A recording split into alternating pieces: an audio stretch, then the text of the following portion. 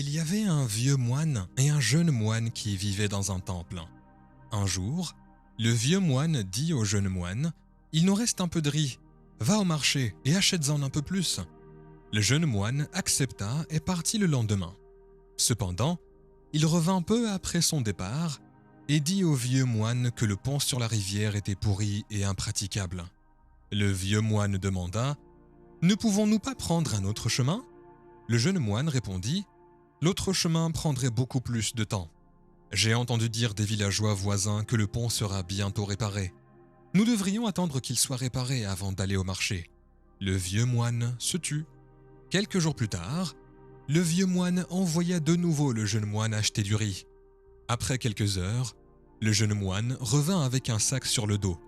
En voyant le vieux moine, le jeune moine dit immédiatement « Maître, le pont est toujours en réparation. Attendons qu'ils aient terminé avant d'acheter du riz.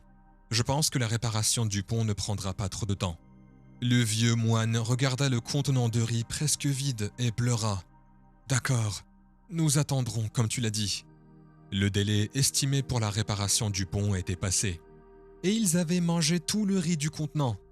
Le vieux moine dit « Va vite maintenant, sinon nous aurons faim. » Le jeune moine rassembla ses affaires et partit, mais cette fois, il revint aussi rapidement.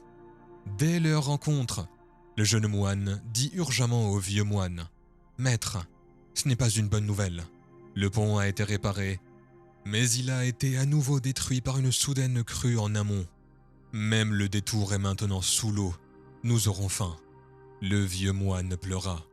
En réalité, cette destination était destinée dès le départ. Lorsque le pont s'est effondré, si tu avais pris la décision de faire le détour, bien que cela aurait demandé plus d'efforts, nous aurions déjà eu du riz. Mais tu ne voulais pas te fatiguer et espérer le meilleur. En conséquence, encore et encore, nous nous sommes retrouvés dans cette situation. Qui pouvons-nous blâmer ? Le jeune moine ne put s'empêcher de baisser la tête. Dans la vie, nous cherchons souvent des raccourcis et des solutions rapides à nos problèmes. Nous voulons éviter le dur labeur et les efforts nécessaires pour atteindre nos objectifs. Nous pourrions même croire que nous pouvons compter sur la chance pour nous mener là où nous voulons aller. Mais la vérité est qu'il n'y a pas de raccourci vers une vie significative et épanouissante. Tout comme le jeune moine dans l'histoire, nous pourrions nous retrouver face à des difficultés et des défis qui auraient pu être évités si nous avions emprunté le chemin plus long et plus difficile.